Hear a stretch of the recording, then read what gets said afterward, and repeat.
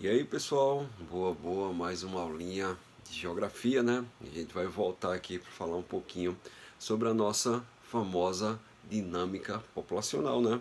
Foi o tema da última aula que a gente falou especificamente sobre os conceitos clássicos da dinâmica populacional. A gente falou, né? Desde aquela divisão de populosos, povoado, a gente teve aquela classificação específica, né? Do que é o crescimento vegetativo, as fases do crescimento vegetativo. Tudo isso foi trabalhado na nossa última aula, né? Especificamente trabalhado também os conceitos de taxa de natalidade, taxa de fecundidade, né? Taxa de mortalidade e assim por diante, mortalidade infantil. E fechamos um pouquinho para a gente falar também sobre as teorias populacionais, aquela famosa teoria malthusiana. Mas ficou faltando a gente falar, ó, dessa danadinha aqui, ó, a nossa famosa pirâmide etária. Então a nossa aula de hoje vai ser dedicada especificamente a gente falar um pouquinho sobre a nossa pirâmide etária. Então vamos lá, começar a falar um pouquinho sobre ela, né? A ideia é trabalhar esses conceitos clássicos aqui da dinâmica populacional. Vamos lá, né, pessoal? A pirâmide etária nada mais, nada menos que é um gráfico, né? Um gráfico que ele está relacionado há tanto a elementos que a gente chama de qualitativos como também quantitativos. Né? O que é que a gente tem aqui para a gente analisar nessa pirâmide etária? Detalhes importantes, como por exemplo, né? Esse gráfico aqui representa inicialmente uma divisão de gênero, né? Eu tenho homens e mulheres aqui nessa divisão específica, né? Por isso que tem duas cores, né? Aqui especificamente dessa característica, é uma coisa boa para vocês já ficarem atentos, né? Eu tenho também aqui especificamente uma numeração aqui embaixo que diz mais ou menos os porcentos, ou pode vir também em milhares ou milhões, que representa a quantidade de habitantes em cada uma das barrinhas elas podem alcançar. E também tem uma divisão por idade, né? Ó, eu tenho aqui a divisão por idade. Vocês vão observar que cada barrinha dessa, olha, ela tem uma representação da idade que ela está trabalhando dentro dessa pirâmide etária. São características que vocês devem levar em consideração para fazer exatamente esse processo, né, de classificação. Um detalhe importante, né, essa idade aqui ela pode vir tanto aqui nessa parte lateral, como ela pode vir também na parte central da pirâmide etária. E o interessante é que cada uma dessas barrinhas elas são divididas, né, pessoal, entre 4 e 4 anos. Como assim, professor, dividido em 4 e 4 anos? Bem simples, né?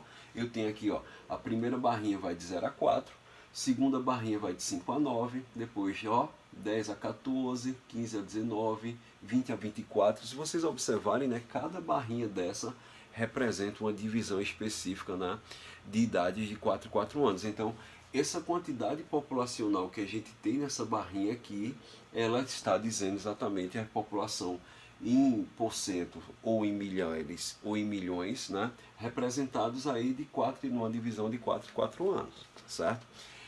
Uma outra coisa interessante é que você vai perceber que o final da pirâmide, né, o ápice da pirâmide e tal, a gente vai falar daqui a pouquinho sobre essa divisão, né? Mas o ápice da pirâmide ele vai determinar também, né, o que a gente chama dessa relação específica das expectativas de vida. Se vocês vão observar, né, que por exemplo tem pirâmide etária, ela geralmente começa de zero, né, que é a primeira partezinha tem, e vai até 100 anos, mas em alguns lugares do mundo, como por exemplo o Japão, a gente já pode trabalhar com pirâmides etárias acima de 100 anos, né? 110, 115, 120 por aí vai, certo? Para vocês perceberem, né, como a dinâmica populacional vai se transformando, automaticamente esse formato da pirâmide etária vai diferenciando também essas características, certo? São coisas importantes para vocês perceberem, né? Então, a pirâmide etária ela é classificada basicamente dessa forma. Uma outra coisa que você não pode esquecer da pirâmide etária é que ela é dividida em três categorias, o que a gente chama da base, do corpo e do topo ápice, né? A gente tem essa divisão específica, né, para você classificar a pirâmide etária. Então, vamos lá. Então, tem a base, o corpo e o ápice, certo? E nessa classificação da base do corpo e do ápice, né, você vai lembrar que também eu posso fazer a divisão, né, por a questão específica do que a gente chama, né, de jovens, adultos e idosos. Então, ó, vocês lembrarem, né, a base é como eu estivesse falando dos jovens, o corpo é como eu estivesse falando dos adultos E quando eu falo do ápice, eu estou falando como se fosse os idosos. Só que tem um detalhe importante sobre isso, né, pessoal? Vocês não devem esquecer. Quando a gente fala sobre pirâmide etária, vocês devem lembrar especificamente que essa divisão, né, de jovens, adultos e idosos está relacionado, né, especificamente também à questão da idade, né? Olha, então eu tenho uma idade que vai classificar essa característica de até onde é jovens, até onde vai ser adultos e quem são os idosos, certo? Então vamos lá para a gente perceber aqui, ó. Quando eu vou falar aqui sobre os jovens, eu vou aqui essa barrinha aqui, ó, que vai até mais ou menos aqui, ó, entre 10 a 14 anos, né? A gente tem essa classificação específica quando a gente fala sobre jovens. Acima disso, acima dos 15 para 19 anos e tal, essa outra barrinha que nós temos aqui, já vai classificar especificamente como se fossem, né, os adultos, certo? E tem essa classificação, os adultos vai aqui, né, desses 15 a 19 até o que vai aqui, ó, de 55 a 59, né? 55 a 59 anos, a gente tem essa classificação específica. Então, ó, jovens vai até 10 a 14, adultos começam de 15 a 19 e vão até 55 para 59 anos. Acima dos 59 anos, né, no caso 60 anos, são considerados os idosos, nessa classificação específica da pirâmide etária. Cuidado, né, pessoal, porque em alguns lugares vai trabalhar especificamente diferente essas classificações, né? Vocês vão perceber, por exemplo, adulto no Brasil, acima de 18 anos, né, vai passar exatamente essas características, né, para a gente ter essa classificação. Olha, tem uma classificação aqui rapidinho, né, pessoal? Apareceu aqui outra imagenzinha para a gente classificar, né? Mas vamos voltar aqui, né, especificamente sobre essas questões, retornando aqui, né? Ter o play ali no nosso, né, no nosso YouTube. Bom, aí dentro dessas classificações, né, pessoal, é bom vocês perceberem que tem essas características específicas, né, para a gente analisar dentro desse contexto, né? Muito importante você perceber essa análise da pirâmide etária. O que é que eu vou ter que diferenciar dentro desse processo, desse comportamento, né? Eu já dei as dicas aqui como você analisar a pirâmide etária, mas o que é que eu vou perceber dentro do comportamento, o que é que vai mudando, né? E a gente pode analisar, fazer uma análise diretamente, né? Buscando exatamente diferenciar como são as pirâmides etárias dos países desenvolvidos para os países subdesenvolvidos. É uma primeira característica que eu posso trabalhar, né, quando eu falo sobre essa composição da pirâmide etária. Por exemplo, né, pessoal, essa pirâmide etária aqui, inicial, estou falando aqui para vocês, é uma pirâmide etária do Paquistão, né, que é considerado aí um país subdesenvolvido, né? Vocês observam que essa pirâmide ela tem um formato especificamente aqui de pirâmide, né? Ela tem essa característica específica de pirâmide. E você pode observar aqui, ó, como teve uma evolução da população, né, do crescimento populacional do Paquistão aqui nos gráficos. Vocês vão observar aqui, eu tive, ó, a população ela foi se desenvolvendo aqui de 1955 até 2015. Eu tive um processo de crescimento aqui do número, né, chegando aqui a um patamar de quase de 200 milhões de habitantes lá no Paquistão. Começou lá com menos de 50 milhões, né, em 1951, e em 2015 ele chega ao patamar de quase de 200 milhões de habitantes. Uma boa quantidade, né, pessoal? Já quando eu analiso aqui a questão da taxa de crescimento, eu observo que ela tem uma variação. Ela começa crescendo, crescendo, crescendo, vai aqui, ó, mais ou menos em meados aqui de 1900, né, e 70 e 80, né, mais ou menos aqui, meio de 79, 80 e tal por aqui, eu tive um grande aumento e depois eu tive uma redução, mas eu cheguei mais ou menos em 2015 com uma certa estabilidade nessa característica, né? Eu tenho uma certa estabilidade nessas formações. É bom vocês ficarem atentos sobre essas características, porque, por exemplo, a gente já falou na aula passada, né, nas fases do crescimento populacional, a gente analisa, né, que hoje a gente percebe que vários países que estão mudando desse contexto estão entrando, né, nessa caracterização do que a gente chama, né, do desenvolvimento específico, né, de um crescimento populacional voltado, né, para uma redução da quantidade de filhos. A gente observa cada vez mais esse processo aí rodando aqui, né, esse contexto aqui brasileiro a nível, né, e a nível mundial também. Já quando eu analiso aqui, ó, uma pirâmide etária dos países em desenvolvimento, olha, país como, por exemplo, né, aqui, pirâmide etária brasileira, né, o Brasil aqui de 2016. Vocês já observam já algumas diferenças, né? E a diferença clássica que você pode observar nessa pirâmide etária é que a pirâmide etária brasileira a gente tem uma redução, olha, do que a gente chama da base, né? O corpo ele tem, se mantém meio que parecido e a parte de, né? A parte específica lá do topo, né? Tá mais ou menos parecido também, mas especificamente a gente tem uma redução da taxa de natalidade, a taxa de fecundidade vai reduzir também essa questão da quantidade de filhos aqui que vão nascendo, né, pessoal? Então, a gente caracteriza a pirâmide brasileira especificamente, né, uma ideia interessante, né, que com o passar dos tempos nós temos o estreitamento da base e o alargamento do corpo, né, do topo, foi mal. Então a gente tem exatamente o estreitamento da base e o alargamento específico, né, do topo. Isso porque o que é que isso reflete no nosso dia a dia? O que é que isso vai caracterizar?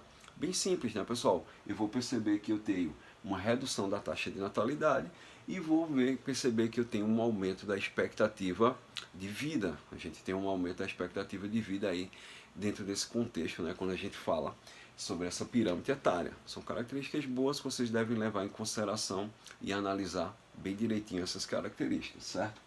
Então as pirâmides etárias aqui, ó, dos países em desenvolvimento, vocês vão observar já uma diferença aqui nos gráficos, né?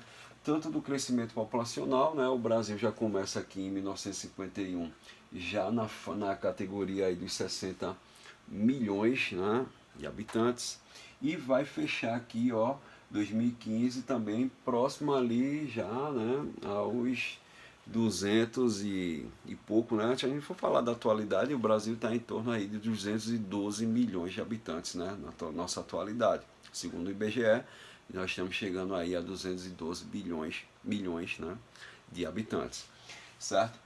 E tem a característica também da taxa do crescimento populacional. Observe que já tem uma diferença, né, pessoal? Em 1952 a gente tinha mais ou menos 3 filhos, né? Tinha uma taxa de 3 filhos aqui por casal. E quando eu chego em 2015 eu já vou próximo aqui à categoria de um filho por casal. Diferente lá da pirâmide etária que vocês observaram do Paquistão, né? Que vocês observaram que ele mantém mais ou menos 2 filhos por casal, né? Enquanto aqui eu tenho exatamente essa característica de só ter um filho por casal quando a gente fala a nível de Brasil. Isso é uma coisa que vocês devem analisar e deixar bem direitinho para vocês perceberem, né, dentro dessas categorias.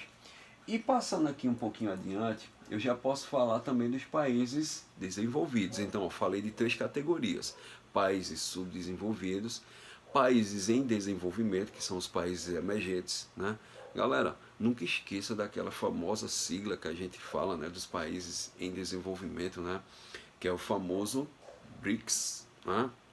Nunca esqueça dessa classificação, que você já mais ou menos tem a ideia de quais são os países que estão em processo de desenvolvimento. A gente lembra, né, os BRICS são formados por Brasil, né, Rússia, né, Índia, China e África do Sul. São esses países que compõem o que a gente chama dos BRICS, né, que é o conjunto dos países em desenvolvimento. E por último, agora a gente vai falar dos países desenvolvidos, né, os mais evoluídos aí nessa história. Olha como a pirâmide etária aqui já tem uma diferença bem significativa, né, pessoal? Observe que essa pirâmide etária agora já tem uma característica mais, né, diferenciada no processo, né? Coisa interessante para vocês perceberem, né, essas ideias, né? E essa diferença específica no processo, né, pessoal? Essa diferença específica no processo vai gerar algumas características interessantes, porque, ó, você observa de cara aqui que a própria base está bem estreitinha, porque exatamente a gente tem uma redução drástica da quantidade de filhos por casal, né?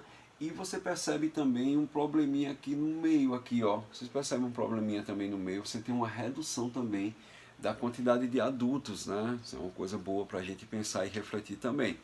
E quando a gente fala, né, exatamente da base do topo, né, e tal, o topo ele já tem uma caracterização específica, né? Os idosos eles vão estar caracterizados aí com grande referência, porque exatamente nos países desenvolvidos a gente tem uma grande quantidade de velhos, né, idosos e tal. A gente já falou um pouquinho sobre isso na aula passada, né, que eu falei para vocês que tem os problemas específicos quando a gente tem essa grande quantidade de idosos, né, que é exatamente os problemas relacionados às questões, né, do desenvolvimento da previdência social, certo? São coisas que vocês devem lembrar também para vocês responderem às questões, né, quando falas sobre esse contexto dos países desenvolvidos que tem essa caracterização específica, certo, pessoal?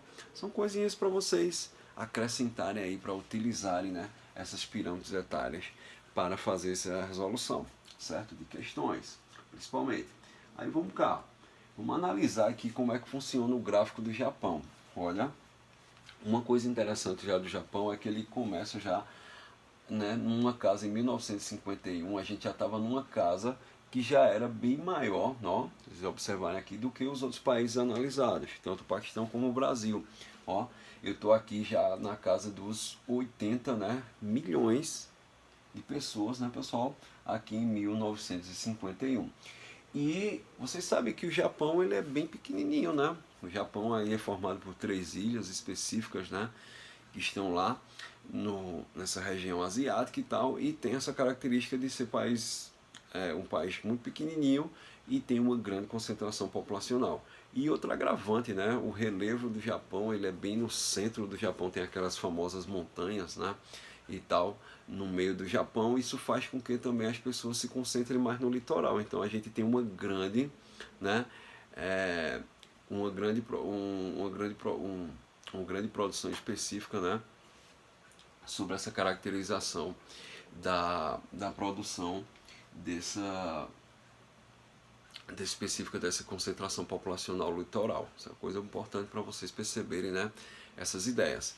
Mas vamos lá, não? Eu tenho exatamente um crescimento populacional específico, mas depois eu tenho aqui em 2015 mais ou menos uma estabilidade. Você sabe que no Japão teve exatamente aquelas políticas, né, de controle de natalidade, né, e tal, que foram teve intervenção inclusive até da ONU, né, e tal, a política de um filho só e tal, e essas coisas que a gente já comentou na aula anterior, que são específicas para a gente, né, entender todo esse processo que aconteceu com o Japão. Se está curioso, vai lá na outra aula e dá uma assistida sobre essas características, é importante para vocês perceberem, certo? E aqui eu tenho também a taxa do crescimento populacional, né, do Japão. Olha, ele está aqui dividido em 1951, 52 no caso, até 2015.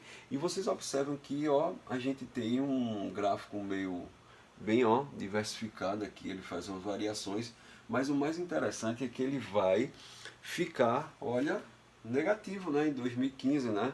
Por que exatamente, pessoal? A gente percebe que o crescimento populacional do Japão ele está nesse processo, né, de entrar naquela categoria de um crescimento negativo. Os japoneses estão nessa perspectiva de não crescer mais a população, automaticamente a gente não tem essa ênfase, né, nesse processo de crescimento. O casamento também está cada vez mais tardio lá e as pessoas não querem mais terem filhos, né? Um problema social, né, que eu já falei para vocês. Não tendo filho hoje vai gerar o problema da mão de obra posteriormente, né? São características que vocês devem levar em consideração dentro desse contexto, certo? E a partir dessa ideia, né, pessoal, a gente vai falar o seguinte, né? Se eu falo sobre a questão específica dos adultos, né? Eu estou falando especificamente aí dos adultos, gera exatamente a categoria do que a gente fala da população economicamente ativa, né? Não esqueça dessa nomenclatura, viu, pessoal? Os adultos compõem o que a gente chama da população economicamente ativa. E o que é que tem a ver essa população economicamente ativa? Olha, essa população economicamente ativa vai gerar o que a gente chama do PIB, né? O Produto Interno Bruto de cada país, né, pessoal? E exatamente essa composição dos adultos é que fazem a gente ter a característica específica, né, do produto interno bruto de um país, a soma de tudo que é produzido dentro dele, né, dentro daquele país, especificamente. E essa população economicamente ativa, ela vai ser dividida aqui, ó, nos setores, né, nos setores econômicos, para a gente entender, né, essa caracterização. Primário, secundário e terciário, a gente já falou um pouquinho sobre isso, esses setores da economia, né? O primário vai trabalhar exatamente com o que a gente chama da agricultura, pecuária e extrativismo, certo? O secundário é a relação com a industrialização, isso é clássico para a gente perceber, né? E o terciário pega os bens e serviços, né? A gente pega toda aquela categorização dos bens e serviços dentro dessa ideia. E isso gera, né, a soma desses setores da economia vai gerar exatamente a formação do PIB, né, que é tudo que está sendo produzido dentro de um país. Só que você vai perceber que entre os países subdesenvolvidos, os países emergentes e os países desenvolvidos, essas três categorias vão mudar um pouquinho de configuração. Significa que pessoas, né, a população economicamente ativa, os adultos, vão estar inseridos aqui diferentemente nesses setores, dependendo do local onde eles estão inseridos, né? São coisinhas importantes para vocês perceberem essas nossas ideias, né? Fiquem atentos a essas categorias. Então vamos lá, né? Eu tenho aqui, ó, por exemplo, quando a gente fala dos países, né, subdesenvolvidos, você percebe aqui, ó, que tem uma concentração maior, especificamente no setor terciário. Lógico que a gente tem uma concentração no setor terciário. E por que a gente tem em todas as formações uma concentração maior no setor terciário? Especialmente por conta do processo da globalização, né, pessoal? Os bens e serviços são gerados especificamente por esse processo da globalização e do capitalismo que a gente chama, né, financeiro e informacional. Tudo isso vai gerar novas formações específicas, né, desse desenvolvimento voltado, né, também para o setor terciário. Então, o setor terciário ele sempre vai se caracterizar, né, como uma maior proporcionalidade. Mas se você comparar, por exemplo, o Paraguai e Moçambique, ó, o setor terciário do Paraguai ele está em torno aí de 66,8%, né? Enquanto Moçambique só é 44,6%. Então a gente tem uma diferença, apesar que se eu comparar com o secundário e com o primário, a gente vai perceber que tem, né, uma grande disparidade nesse processo. Ó, o setor primário do Paraguai só tem 15,9%, né, e o setor secundário só 17,3%. É muito pouquinho comparado ao setor terciário. Moçambique já tem uma caracterização, né, bem maior, ó, 29,5% no setor primário. Significa que lá a agricultura, né, e o extrativismo, né, é bem acentuado nesse processo, né? Vocês devem lembrar também sobre essas características para a gente perceber como funcionam esses setores, né? Sempre atenta aí. E já quando eu falo em países em desenvolvimento, né, olha, os países em desenvolvimento, a gente já pode fazer uma comparação aqui com o Brasil, olha. O Brasil ele tem aqui, ó, 5,9% no setor primário, secundário 22,2% e terciário 71,9%. Observe aqui como o setor terciário brasileiro já é bem maior comparado aos países considerados subdesenvolvidos, certo, pessoal? Então, ó, já temos um setor terciário bem evoluído, porque exatamente esse setor terciário está voltado, né, para essa caracterização dos bens e serviços aí que vocês devem levar em consideração. Um destaque aqui pelo setor primário, né?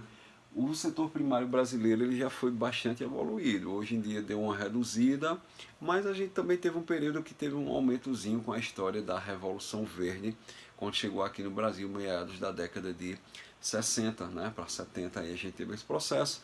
Tudo isso vai gerar, né, uma caracterização específica que vocês devem levar em consideração, né, que aumentou também esse setor primário junto com o secundário.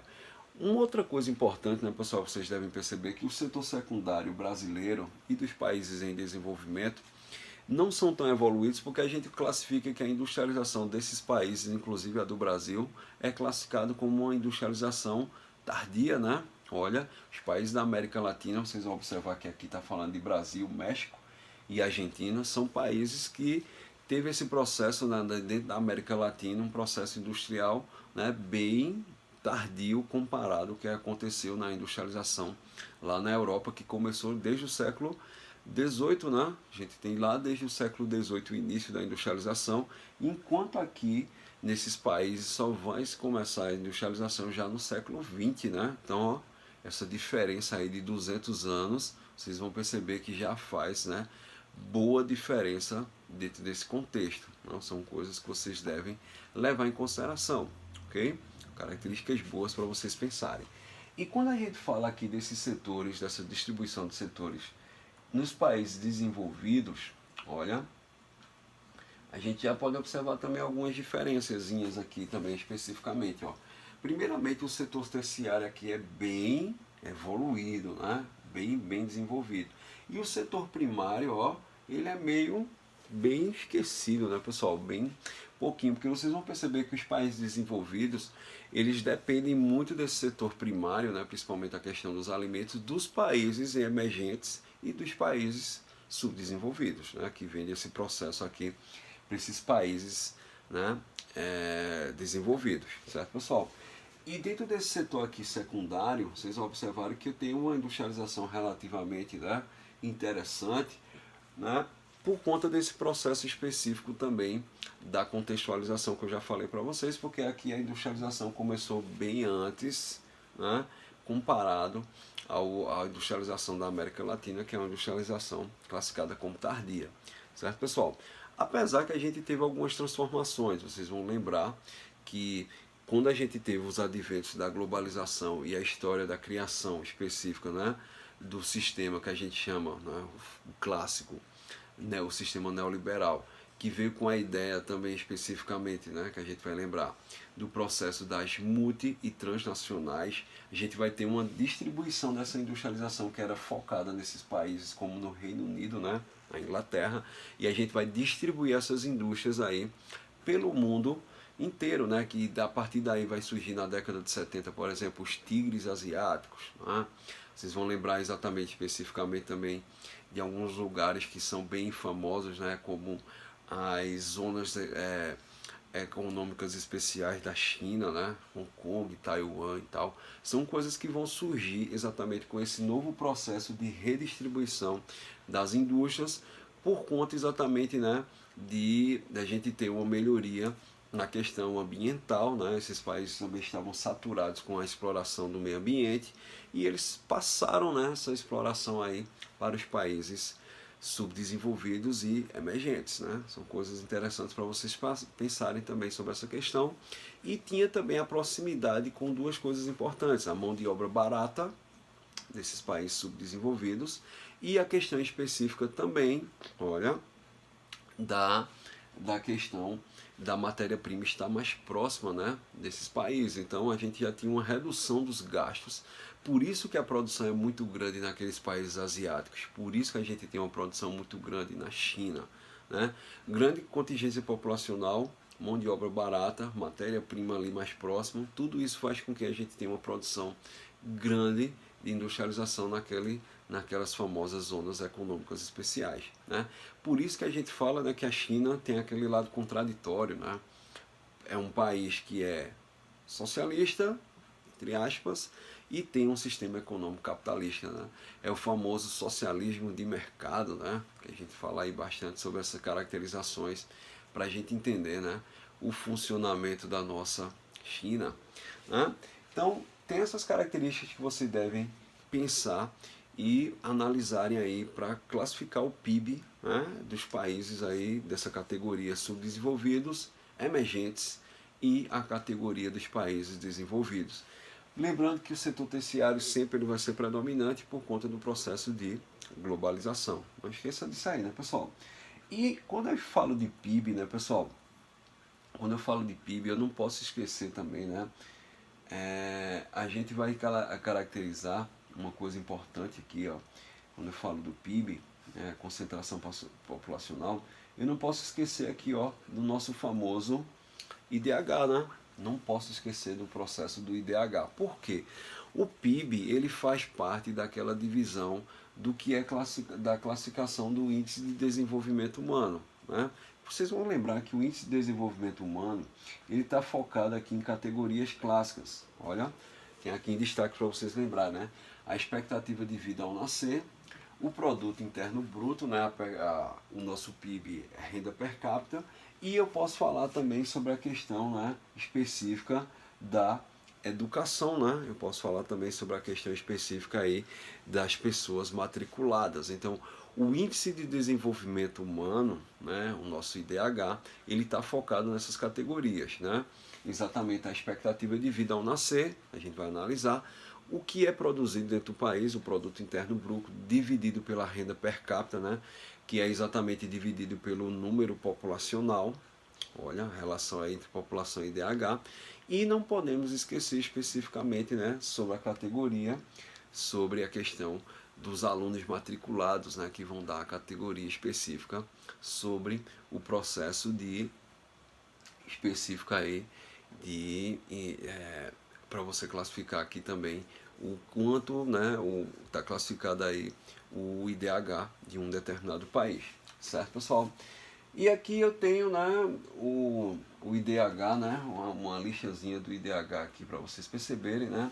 Vocês vão lembrar que o Brasil está numa posição não tão boa aí nessas categorias, né? O Brasil não tem uma posição tão boa nessa história, né? Mas, como vai passando com os anos, a gente vai analisando diferente, apesar que a economia brasileira está bem abaixo, né? Está bem aquém sobre essas questões, e por isso ele não tem, né, uma grande proporcionalidade de aparecer dentro dessa formação do nosso, né, IDH a nível mundial, certo, pessoal? Então, espero que vocês tenham, né, compreendido mais ou menos como é que funciona toda essa história, né? Observar como a pirâmide etária ela serve para um leque para a gente falar de várias outras coisas, né? Produto interno bruto, população economicamente ativa, IDH, né? Tudo está conectado dentro dessa história e vocês devem levar em consideração, né, para aprender essas relações. E não esquecer de analisar sempre essa subdivisão, né, pessoal? O que é que acontece com a pirâmide etária? O que é que acontece com o produto interno bruto, né, o PIB? E o que acontece também com a questão, né, dos setores da economia, junto com o IDH e tal? O que é que acontece especificamente nos países subdesenvolvidos, em desenvolvimento, né, os emergentes, e por último a gente tem os países desenvolvidos. Então, cada um desses países vão mudar com o passar do tempo e é bom vocês ficarem bastante atentos para utilizar essas nomenclaturas, esses gráficos. As questões que vocês podem encontrar especificamente sobre isso, pessoal, geralmente estão focadas sobre a caracterização específica, né, de gráficos para vocês analisarem e compararem, né? Como eu falei para vocês mesmo, né, a própria pirâmide etária ela é um gráfico, né, que fala de gênero, fala por idade, né, e fala todas essas caracterizações específicas, né, dentro desse contexto, né? Espero que vocês tenham entendido, espero que vocês tenham ficado aí, né, direitinho. E a gente vai ficando aqui até a próxima aula, né, pessoal? Se organizem e vamos lá. Cheiro no coração. Tchauzinho.